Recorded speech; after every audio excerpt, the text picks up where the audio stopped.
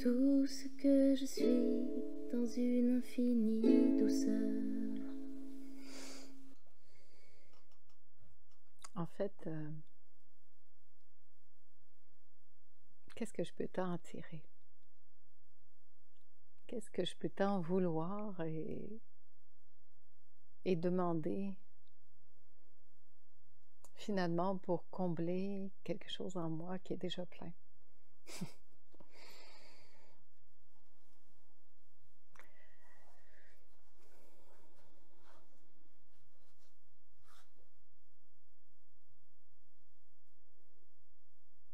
Comme on parlait ce matin, qu'il n'y a pas nécessairement de notion de choix non plus, comme la vie présente qu'elle a à présenter. Je vois plus une question de disponibilité que de... Pour moi, la loi d'attraction, en fait, ça ne veut plus dire grand-chose. Pour résumer court, dans le sens que je pense que c'est un beau jeu avec lequel on peut s'amuser à l'occasion, que ça peut être intéressant d'expérimenter. Mais est-ce que c'est vraiment cette loi d'attraction qui existe ou moi j'aime bien, je ne peux voir que ce en quoi je crois. Donc si j'y crois, je vais le voir. Est-ce que c'est pour autant plus réel? Pas nécessairement. Mais c'est ce que je vais voir. C'est ce qui va me sembler être la réalité à ce moment-là, parce que je vais le voir de mes yeux, donc je vais avoir la preuve que ceci est réel. Pour quelqu'un d'autre, ça peut ne pas l'être. Donc, qu'est-ce qui est vraiment réel?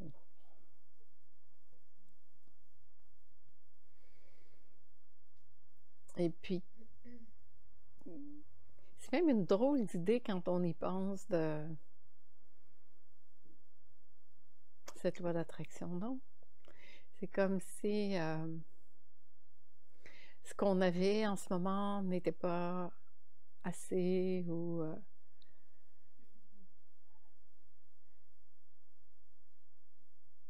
je sais pas, en fait, c'est drôle parce que c'est pas du tout la même texture qu'hier, tu vois, au niveau de la...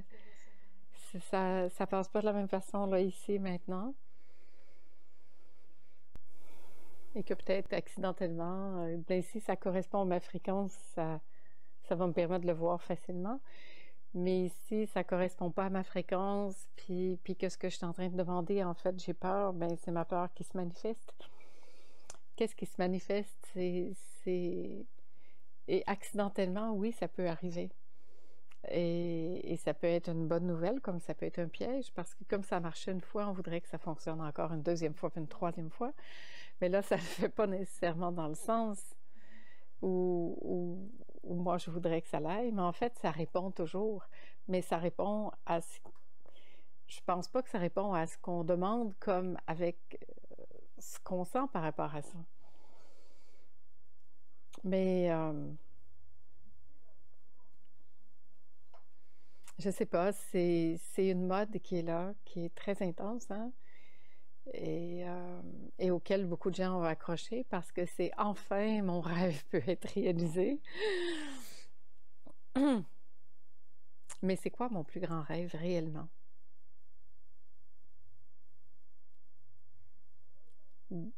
Qu'est-ce qui me manque véritablement? C'est ce dont je suis séparée de cette part de moi, de ça, quoi.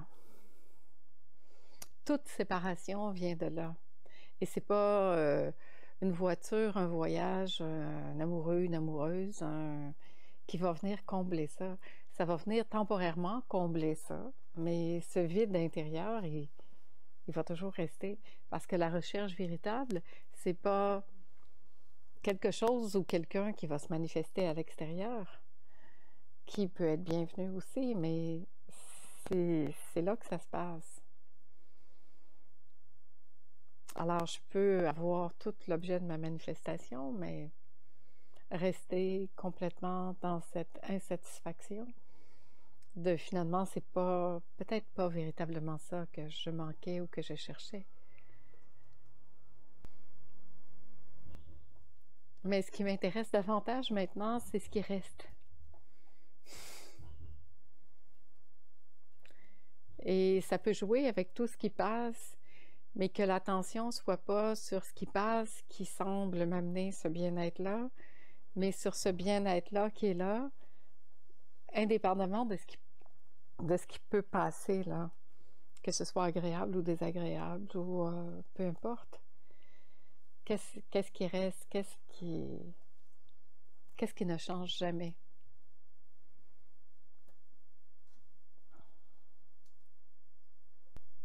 Et c'est vrai que j'ai beaucoup de gens dans mon entourage qui sont là-dedans en ce moment, puis ce que je trouve beau, c'est l'enthousiasme que ça leur amène.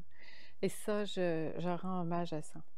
Parce que cet enthousiasme que ça transporte temporairement attire en soi quelque chose de très intéressant. Mais ce qui fait changer les gens, c'est pas nécessairement l'outil de création, c'est l'enthousiasme tout à coup qu'ils ont à sentir cette vitalité tout à coup qui arrive en eux. Et ça, c'est magnifique. Ça, je trouve ça beau. Ce qui peut arriver, c'est que ça peut tomber quand finalement, parce que c'est en dehors qu'on a l'impression qu'on peut changer quelque chose. Mais effectivement, ça peut avoir un effet d'ouverture aussi qui vient. Ben, quand je dis quand je dis on s'est pris pour Dieu, c'est qu'on s'est pris pour l'auteur de cette création. C'est pas pareil. Parce que oui, tout se joue, tout se fait, ça se fait constamment à travers nous. Donc, mais c'est ça qui le fait. C'est quand moi, je me prends pour l'auteur de ça, que là, je me prends pour Dieu. Ça se fait à travers moi, puis c'est la manifestation divine. C'est la manifestation de ce qui est là. Ça, je suis 100% d'accord avec ça. Tant que l'ego ne le récupère pas comme étant sa propriété. Et c'est ça la nuance. Se prendre pour Dieu, c'est se croire propriétaire de ce qui est en train de se passer. Quand en fait, c'est tout à fait divin et divin dans ce qui se passe parce que ça l'est. Parce que la vie, elle est cette vie qui circule, c'est tout. Mais je n'en suis pas l'auteur d'un niveau, dans un sens personnel de la chose.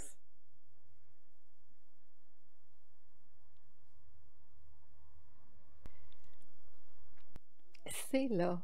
Tout est déjà là. On vit dans un tout inclus, puis on vit pauvrement dans un tout inclus. Bizarre à dire, là, mais c'est ça qui vient là en ce moment. C'est comme si tout est là, tout est disponible, on est face à un buffet illimité, puis on vit pauvrement, petitement à travers ça. Mais comment on peut vivre petitement quand on est si vaste?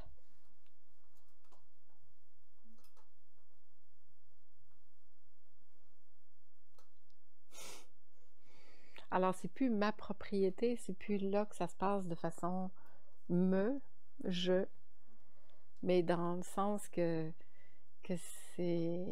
ça va de soi, tout ça, parce que ça fait partie de toute cette création. Pas ma création, la création.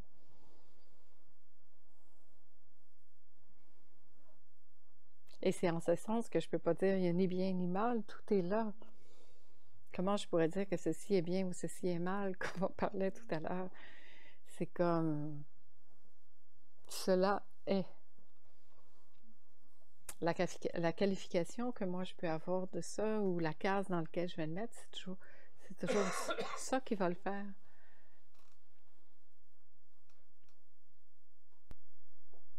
Comment je pourrais souhaiter quelque chose qui est déjà là?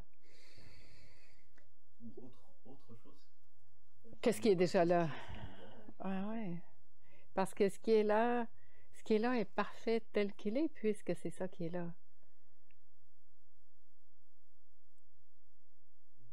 Et de remettre ça en question, c'est de remettre en question l'existence.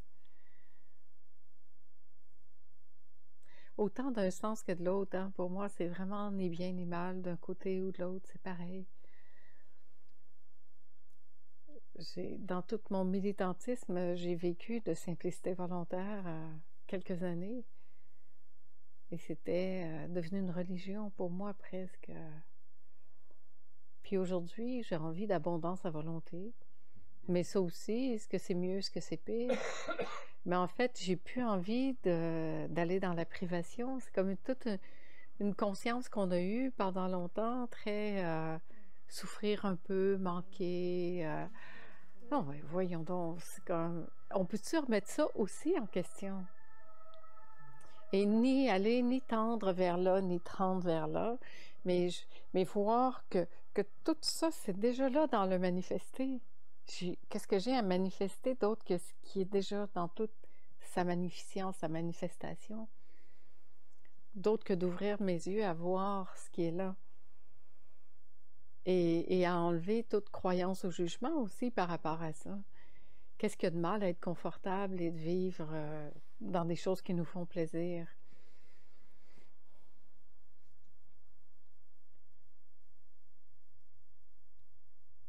Mais l'idée étant que c'est déjà là. C'est ce déjà là. Déjà. Mais c'est joli l'idée de semer des graines. C'est joli l'idée de semer des graines, mais ça peut être une note en fait. Qu'on le veuille ou non, qu'on le sache ou non, c'est ça qu'on fait tout le temps. Parce que juste la couleur de ce qu'on émet, de ce qu'on est, de ce qu'on fait, de ce qu'on rayonne, le fait. Ça jaillit. Ça jaillit de soi-même. Ben oui. C'est là.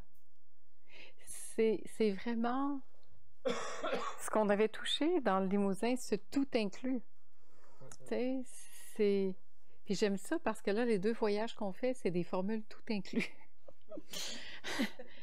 Et on comprend bien pour le voyage, c'est quoi un tout inclus, hein?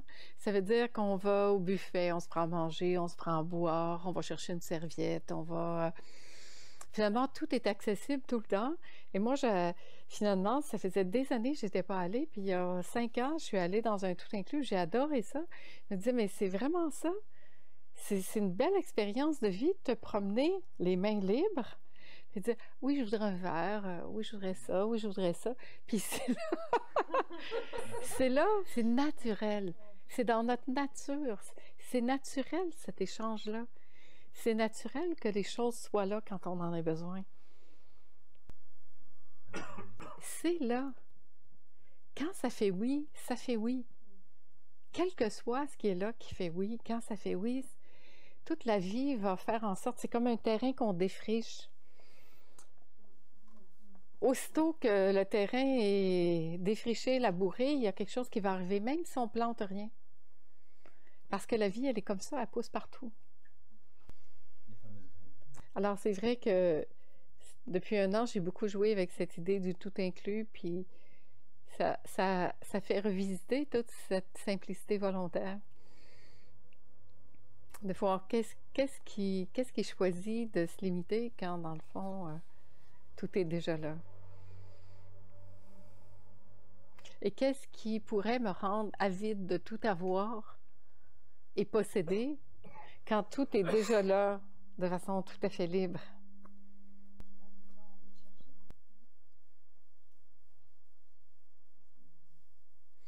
Mais peut-être plus encore l'illusion d'en être séparé. Quand en fait, on n'en est jamais séparé. C'est juste que j'ai la sensation de ne plus y avoir accès. Mais ça, souvent, c'est le piège de quand ça vient à l'extérieur. Quand ça nous vient, quand on a l'impression que c'est venu grâce à l'objet, grâce au cadeau, grâce à une personne, à un lieu, et que j'ai mis grâce à la chemise bleue. Grâce à la date. Grâce à la date. Après, quand ça disparaît, je m'écroule. Pourtant, j'étais certaine d'avoir touché ça, puis de le posséder. Posséder, m'infirmer. Alors là, je le possédais, là. Là, ça y est, là, j'ai compris comment ça marche, là. Je le possède. Et tout à coup, ça me quitte. Puis là, c'est comme, mais je veux pas, je voudrais que ça soit resté là. Et c'est pour ça je trouve que c'est très important de faire attention à pas mettre dans quelque chose, dans une personne ou dans un événement. Ben oui, parce que la séparation, elle vient d'ici, elle vient pas de quelque chose d'extérieur. Et tant que ça reste dehors, donc tant que je vais vouloir manifester des objets de mon désir, quel qu'il soit, pour amener ma paix intérieure et mon bien-être, je vais être dépendante de ce qui se passe dehors pour ma plénitude. Et ça n'a rien à voir.